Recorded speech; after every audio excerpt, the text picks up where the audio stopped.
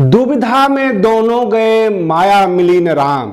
जी हां दोस्तों, मैं आरडी भारती और आप देख रहे हैं बिहारी सुल्तान। 2022 का जो उत्तर प्रदेश का चुनाव था वह भी मैंने रिपोर्टिंग किया, 2020 के बिहार चुनाव का भी रिपोर्टिंग किया और पिछले कई वर्षों से चुनावी रिपोर्टिंग करता रहा हूं।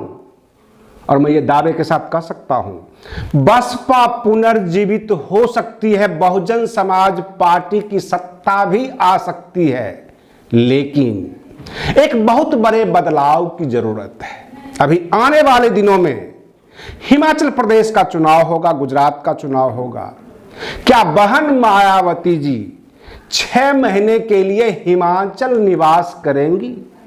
वहां के कार्यकर्ताओं के बीच में रहेंगी, जाकर वहां पर रहना होगा और घोषणा पत्र जारी करना होगा। यही वर्तमान जो राजनीति है, वर्तमान चुनाव का मांग है, आम जनता की मांग है। अगर बहन मायावती जी ये समझती हैं कि बहुजन समाज एक बहुत बड़ा साम्राज्य है और उसकी वो सिकंदर है, तो सिकंदर ने भी ये गलती किया था। भारत उसने सैल्यूकस निकेटर को भेजा था जो पराजित हो गया था चंद्रगुप्त मौर्य से। अगर वो अपने कोऑर्डिनेटर, अपने प्रभारी को स्टेट में भेज भेज कर जायजा लेते रहेंगे, जिंदगी गुजर जाएगी और बसपा की शासन कभी नहीं आ पाएगी। ये सच है, कड़वा सच है, परंतु सच कहना जरूरी है। बहुजन समाज ये चाहती है कि बसपा का शासन हो, बहन मायावती जी फ्रंट लीड करें, आगे आगे चलें।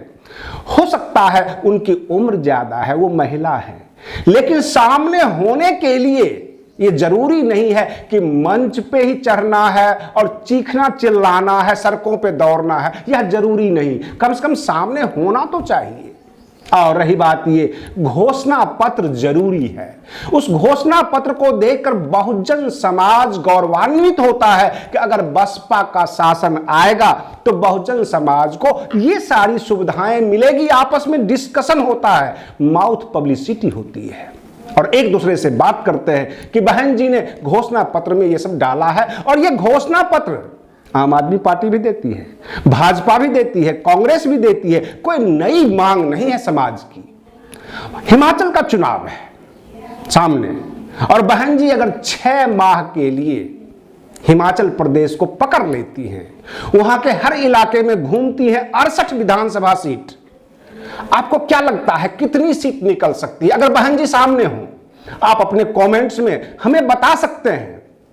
मैंने जो ये पाया है, उत्तर प्रदेश चुनाव में करीब 75 जिले में बहुत कम जगह बहन मायावती जी पहुंच पाई और मीटिंग भी बहुत कम अटेंड किया।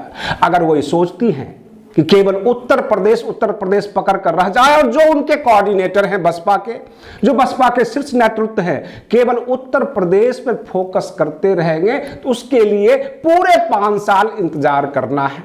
जबकि इस साल के अंत में हिमाचल का चुनाव है, गुजरात का चुनाव है और अगले साल 9 राज्यों का चुनाव है। और बसपा को पुनर्जीवित करने के लिए 2024 की लोकसभा में अच्छी बहुमत हासिल करने के लिए बहन मायावती जी को राज्यों में जाना होगा, वहां पड़ाव डालना होगा, अपने कार्यकर्ताओं के बीच में रहना होगा, सारी बातें करनी होगी, घोषणा पत्र देना। बहुजन समाज के बहुत सारे नेताओं की हमने रिपोर्टिंग की है और यह रोग केवल बहन मायावती जी में ही नहीं है।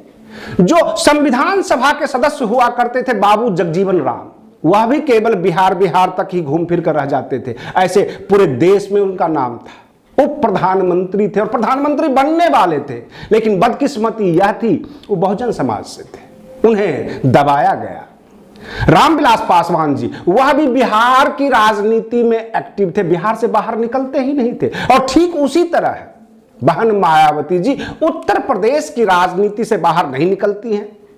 बिहार में चुनाव हो अथवा हिमाचल में हो, गुजरात में हो, अपने कोऑर्डिनेटर को भेज देना, पश्चिम बंगाल में अपने एक प्रभारी या कोऑर्डिनेटर को भेज देना। आप सिकंदर नहीं हैं जो सैल्यूकस निकेटर को भेज देंगे और वहां का जंग जीत लेगा। और सिकंदर को भी शिकस्त खानी पड़ी थी, जहां जहां सिकंदर खुद गया जीता, विश्व विजेता बना। अगर आप भी भारत जैसे विशाल राज्य, विशाल देश के ऊपर बहुजन सत्ता चाहते हैं तो आपको फ्रंट पे खुद जाना होगा, कार्यकर्ताओं को मिलना होगा उनसे और उनकी सारी दुख तकलीफें सुननी पड़ेगी, अपने हाथों से सिलेक्ट करना होगा। जब आप घूमेंगे आम जनता के बीच, वहां के बहुजन समाज के लोग आपसे नजदीकियां पाएंगे, आपसे रूबरू होंगे और जाहिर सी बात है हाथी पे बटन दबेगा, पूरा बहुजन समाज आपके साथ होगा, सर्व समाज भी आपके साथ होगा, चाहे वो बहुजन समाज हो अथवा सर्व समाज हो। जब बहन मायावती जी को नदारद देखते हैं, उनके कोऑर्डिनेटर प्रभारी को देखते हैं, तो फिर वहां से वो विमुख होकर जहां पर फ्रंट लाइन के नेता नजर आते हैं वहां वो चले जाते हैं। उत्तर प्रदेश के चुनाव में भी यही हाल रहा। अखिलेश यादव जी आपके सामने कुछ भी नहीं थे, वो नए नेता थे, परंतु वो फ्रंट पे थे, सामने से लीड कर रहे थे, तो बसपा से बहुत ज्यादा मत उन्हें प्राप्त हुआ। आप बिल्कुल गायब थे। आपके प्रभारी और कोऑर्डिनेटर साइड नेता सामने आते थे और इस वजह से बसपा को शिकस्त खानी पड़ी। रही बात ये, केवल उत्तर प्रदेश ही बसपा नहीं और बसपा ही उत्तर प्रदेश नहीं है, आप पूरे देश में बहुजन समाज को बीच में जाएं, वहां पर उनसे मिलें, बहुजन समाज के बीच जाएं और हर कोई आपको वोट करेगा, अपना नेता मानेगा। हिमाचल का चुनाव में अच्छी मत प्राप्त करना बसपा के लिए बहुत जरूरी है।